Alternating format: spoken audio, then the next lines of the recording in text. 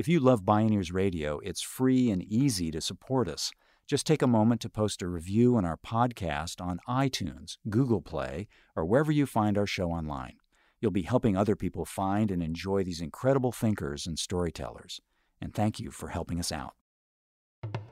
This week on the Bioneers. So if we are going to address these issues around climate change, food, health, each other, we have to engage in a practice that acknowledges our deep connection in our relationship with each other. Race, class, and religion can divide us. How to heal the divides. Join us for Circles of Concern this week on the Bioneers.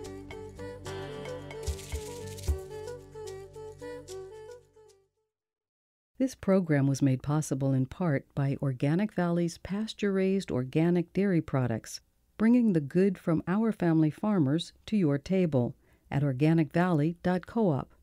Mary's Gone Crackers, inspired by a conscious approach to eating organic, gluten-free, and non-GMO products since 2004 at marysgonecrackers.com. Funding also provided by a grant from the Park Foundation, dedicated to heightening public awareness of critical issues, and by the generous support of listeners like you. In nature, the edges where diverse ecosystems meet are the source of greatest fertility and novelty. The more diversity, the more stability, innovation, and resilience. The same is true in societies. In places where many different peoples interact in everyday life, it's been shown to be better for the economy and the environment. Yet we live in a world where in most places, most people remain quite segregated, even in cosmopolitan cities. Why? Do we innately fear the other, whoever the other may be? Is this just the way things are? Or is something else going on? One question we might ask is, who benefits from separation and fear of the other? It's a question that could hardly be more important in a culturally diverse world where seismic demographic shifts are happening before our eyes. At the same time, inequality is reaching historic proportions. In this program, we explore who benefits from the process called othering, and how society benefits when instead we celebrate our interconnection and our diversity, with changemakers and professors John A. Powell and Manuel Pastor. This is Circles of Concern, the secret sauce of social movements. My name is Neil Harvey. I'll be your host. Welcome to the Bioneers, revolution from the heart of nature.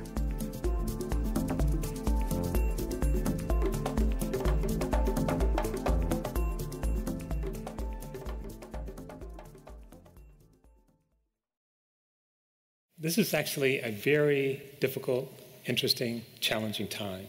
We're in the midst of a paradigm shift. The paradigm is going to shift. In which way it shifts, in part, depends on what we collectively do and don't do. John A. Powell is a nationally respected voice on race and what he calls the othering process that creates social divides. He leads UC Berkeley's Haas Diversity Research Center and holds the Robert D. Haas Chancellor's Chair in Equity and Inclusion. He's on the faculty of the UC Berkeley School of Law and has closely studied the links between racism and corporate power. He's the author of Racing to Justice. We've had capitalism in this country and West for a long time. And since the 1970s, there's been an explosion of inequality. There's been an explosion of redesigning systems that concentrate wealth. There's been an explosion, a retrenchment in terms of issues related to civil rights, voting rights. There's been a celebration of our separation and not our connectivity. How did that happen? What's propelling that? A lot of people have talked about growing inequality. A lot of people talked about corporate greed. But we don't understand what's driving it. Is it just greed? I don't think so. I think it's profound anxiety. There are people. In fact, they're not people. They're corporations and entities telling us we should be afraid of the other, whoever the other might be. And the other might be a Native American, the other might be a Muslim, the other might be a black person, the other might be an immigrant. And they're constantly sending messages that the other is dangerous, The other is threatening us. And they use this anxiety to attack government, to extend what Neil McCline calls disaster capitalism. Now, in doing that, they not only hurt Black people, Latinos, poor whites, all of us, they hurt the environment because they create a regime in which we can't regulate those big things called corporations. And they dominate our lives, and they celebrate and institutionalize our separation. John Powell has long researched how issues of identity in the U.S. have been used to divide and conquer in ways that benefit corporations and economic elites. He says the persistent wedge has been race. In fact, he says, race is a biological fiction, but a very real social construct, including the notion of whiteness. Our identities are socially constructed constantly. How is it being constructed? The white identity that you inherit right now, most of you who are white, is new. It's not 100 years old. It's not 75 years old. It started in the 1940s. We got a new white identity in this country en masse, not one by one, not people eating dinner at each other's house, not having intercultural experiences. It was largely driven by the suburbs. Because before the 1940s, you had Italian Americans, you had Irish Americans, you had Polish Americans. You didn't have marriage much between those groups. You didn't have those groups going to school together. You didn't have those schools reading the same newspaper. You didn't have those groups going to the same churches. They were distinct ethnic identities. And that almost all went away within 10 years. And we got a new identity, we call it white. And when I talk about whiteness, I'm not talking about people who are light-skinned from Europe. White identity as constructed in the United States is a social-political space that's highly exclusive, that's highly dominating, that's highly separate. That's what white identity is. White identity was organized around the ability to be separate, specifically from blacks and other non-whites. That's why the civil rights movement was so threatening, because it was saying, all of a sudden, you can't be in control of everything. You can't be in a school by yourselves. What the right wing figured out is they saw this growing anxiety, especially in the South, when whites were going crazy about the integration of schools and about incorporating blacks into the political community. And they started trading on that, strategically using anxiety of particularly conservative whites to actually promote neoliberalism. John Powell says that behind the curtain, it's the corporate agenda of neoliberalism that's driving this racial anxiety.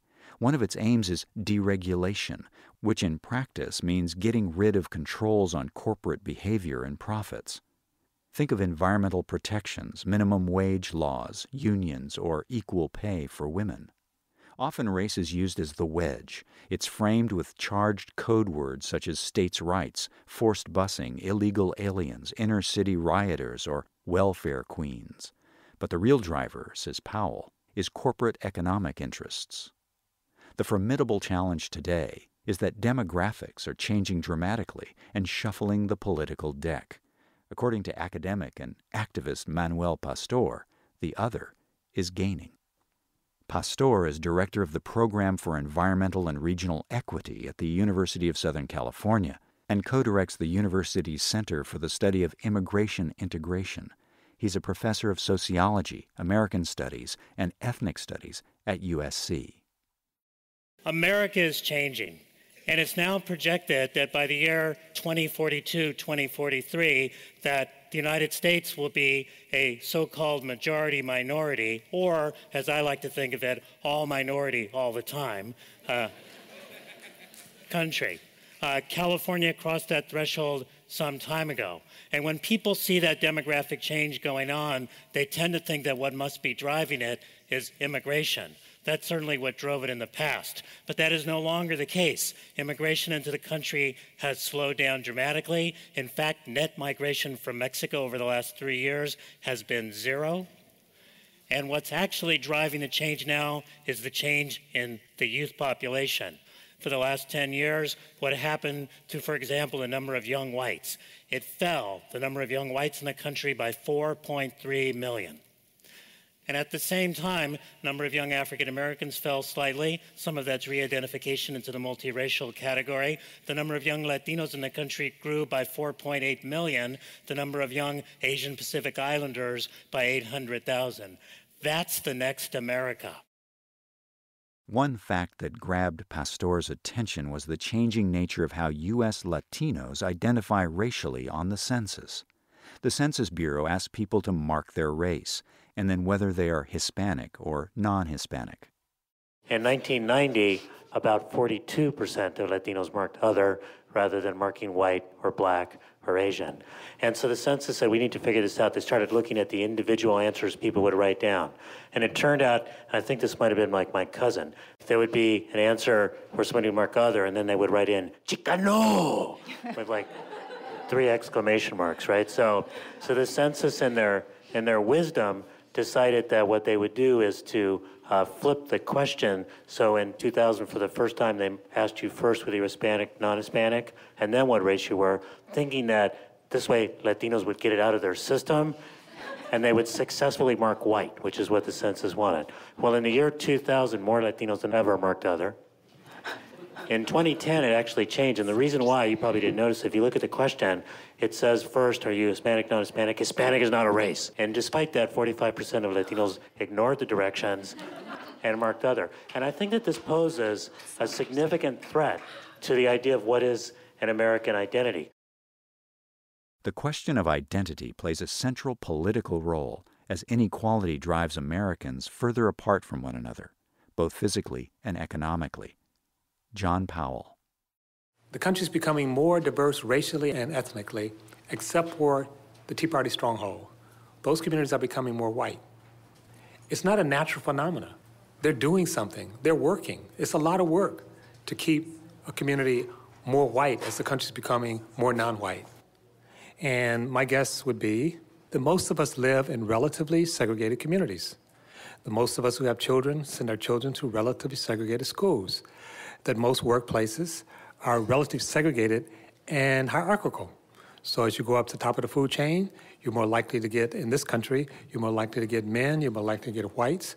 And that's despite the fact that virtually all of us, not everyone in the United States, but almost everyone in this room would say we actually promote, embrace the idea of equality and fairness and inclusion. So how is it that we have these ideas, but the practice of those ideas don't happen? So part of it is the way structures and systems behave, and who designed those structures and systems. John Powell says that in order to overcome our separation, we need to recognize and celebrate our interdependence. It all starts with how we design what he calls our circle of concern. Who's inside the circle of concern and who's not? And what's the design of our society's circle of concern now? When we take the circle of concern and put not people, not life, not the earth at the middle, but put corporations in the middle of that concern, if that becomes our dominant concern, then all life forms are pushed outside the circle. And I think that's the challenge that we face today. But again, the engine that drives that is the fear of the other. So if we are going to address these issues around climate change, food, health, each other, we have to not only think about how we're related, we have to structure our societies, we have to structure our policies, we have to tell our stories, we have to engage in a practice that acknowledges our deep connection in our relationship with each other. As Dr. Martin Luther King Jr. once said, we may have all come on different ships, but we're in the same boat now.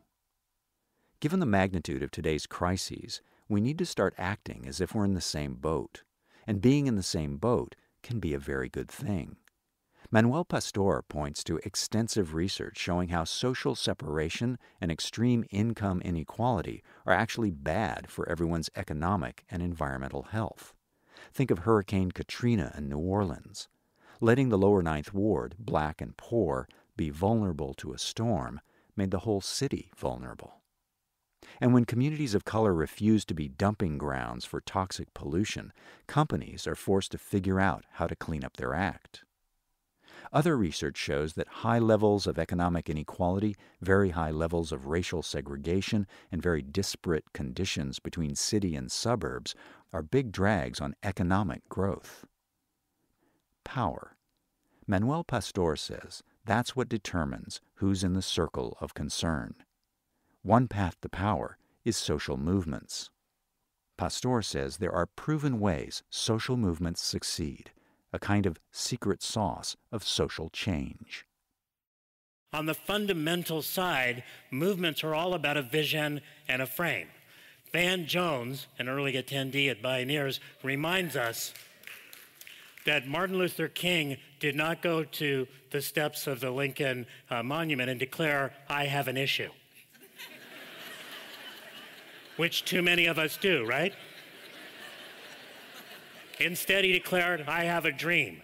So movements are about a dream, about a vision, about a narrative that's deeply rooted in values, but it helps to frame people's understanding. Movements have to have an authentic base in key organizing and real constituencies that face challenges and issues. So a lot of times people will say they've got a movement when really all they have is a Twitter handle. So what we need to look for is movements that are actually engaging an authentic base and are developing leaders at that base. One dramatically important movement in the last couple of years has been the Dreamers. And imagine that, a ragtag group of people, young people, who quote unquote have no right to be in the country, somehow standing up for their rights as human beings and being able to force the president into deferred action for childhood adjustment and essentially force the president into administrative relief. How did they do it? How did they do it? They developed a story about them being dreamers and wanting to contribute to the United States. They rooted themselves deeply in the values that appeal to many different people, but they also had a strategy to shift the balance of power. They challenged not only Republicans in the Congress, but the president himself by threatening to occupy his campaign offices in 2012. That's how change happens. Manuel Pastor says the Dreamer movement understood that the best way to be safe was not by hiding. Instead, they declared themselves as undocumented and faced the consequences. They borrowed some pages from the playbook of the successful LGBTQ social movement for gay rights. They came out. Pastor spoke with us at a Bioneers conference. And so these young folks, after declaring they're undocumented, have been occupying congressional offices, etc. They managed to force the president to do deferred action for childhood adjustment, which is a program which is given a 2-year stay. It'll probably be renewed. So that young people who would have been deported are instead able to enroll in this program, be able then to access driver's licenses, etc., and be able to contribute really to the economy of the United States. That's a redistribution of opportunity, but interestingly, it's a redistribution of opportunity which has made sure that we're more able to utilize the talents of these young people, and so it's really contributing to the prosperity of everyone. That's the best kind of redistribution that goes on. Pastor says other ingredients of the secret sauce of successful social movements include being committed for the long haul, as well as to an inside-outside strategy with governments, champions press from both inside and outside the system. And because social movements are about redistributing opportunities and resources, it's imperative to demonstrate how doing so will make everyone better off. That means you've got to have a viable economic model. It also means you better have your facts right. It is increasingly important to have research be backing up what we're talking about. One of the things that led the living wage campaigns to be so successful in the United States is that each one did a significant amount of research in the municipality first to show why a living wage would be good for low-income people, why it wouldn't bust the budget of the local municipality, and why it wouldn't cause unemployment. A similar thing is going on with the research being produced about the minimum wage and a number of other things. Research is incredibly important. Pastor and his colleagues have designed a unique research model that blends meticulous academic research with applied action. They work directly with social movement organizations to identify an issue in need of solid research. Then they check in midway with the groups to ensure their focus still makes sense, and they co-present the findings with the organizations themselves. I tend to think that the most rigorous work I do is actually this work that will actually help to change the world. And it's rigorous because you know people are going to actually use it. They're going to present it before a city council or before a state legislature or before the Office of Immigration and Statistics to try to change things. And when you know that that's what's at stake, you want to make sure you're right. We've done work with environmental justice organizations, helping to create a tool to document those communities that are overexposed and socially vulnerable. And that work with these environmental justice organizations has led in part to a state law in the state of California, SB 535, which is taking 25% of the revenues from the cap and trade system and putting them into communities that are environmentally overexposed and socially vulnerable to facilitate their adjustment to climate change. What group in California do you think is most concerned about the environment, most worried about climate change, most wanting the state to do even more to sustain the fight against global warming? Latinos. We traditionally, when we thought of environmentalists, we thought of white people with Birkenstocks, right? I see you, right? But when you look at the polling data for the last 10 years, Latinos are more concerned about the environment than white voters in the United States, in California, by about 12 percentage points.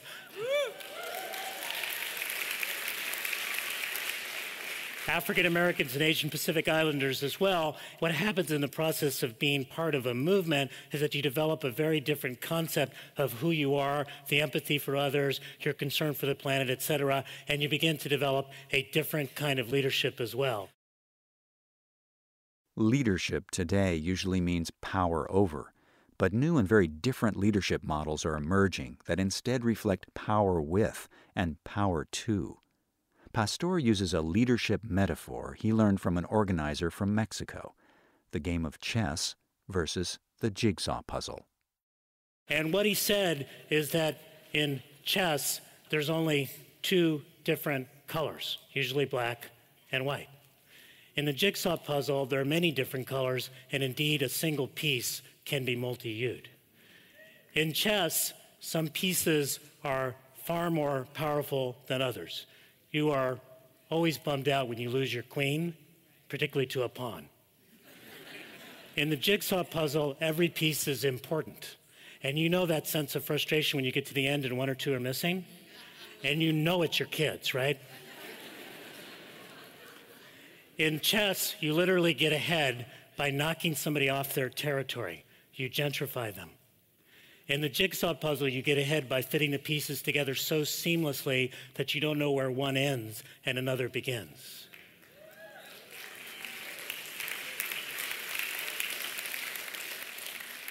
In chess, the object is to win. In the jigsaw puzzle, the object is to complete the tapestry. We have been playing way too much chess and not enough jigsaw puzzle. If we're going to build a movement for justice, for the planet, for the next generation, start playing some jigsaw. Thank you.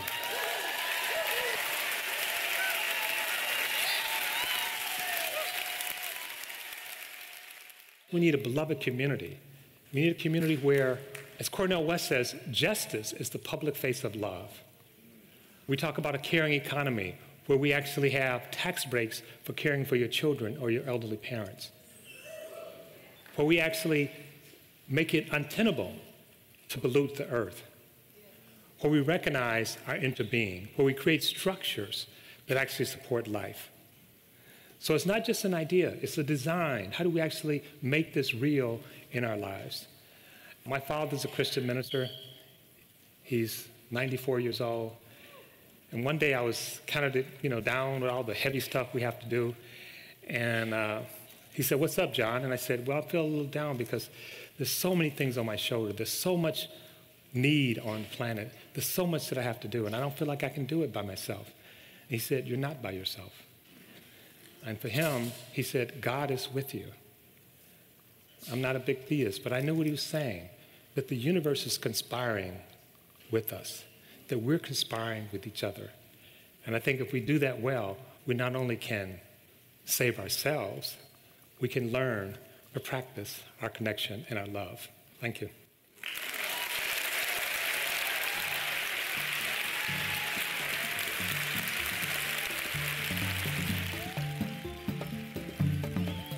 John A. Powell and Manuel Pastor.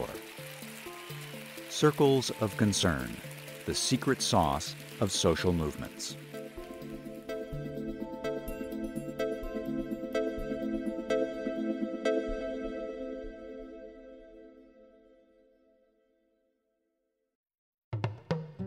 You can see and hear more from John Powell and Manuel Pastor, or explore more Bioneers radio shows and video programming online at Bioneers.org.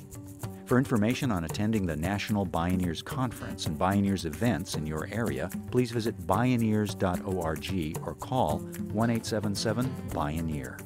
The Bioneers, Revolution from the Heart of Nature is a production of Bioneers and Collective Heritage Institute.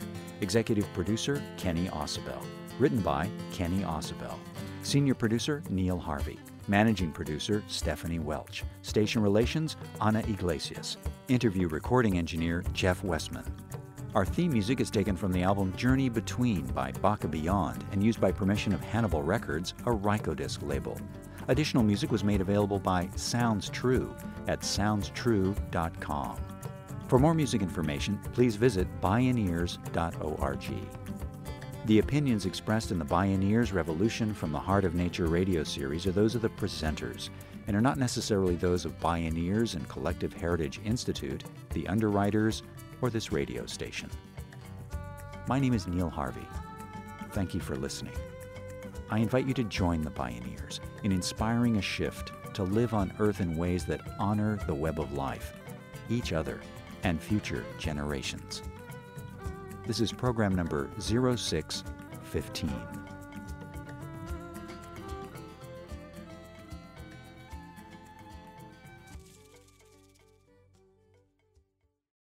Support for the Bioneers Revolution from the Heart of Nature is provided in part by Organic Valley Family of Farms and Mary's Gone Crackers.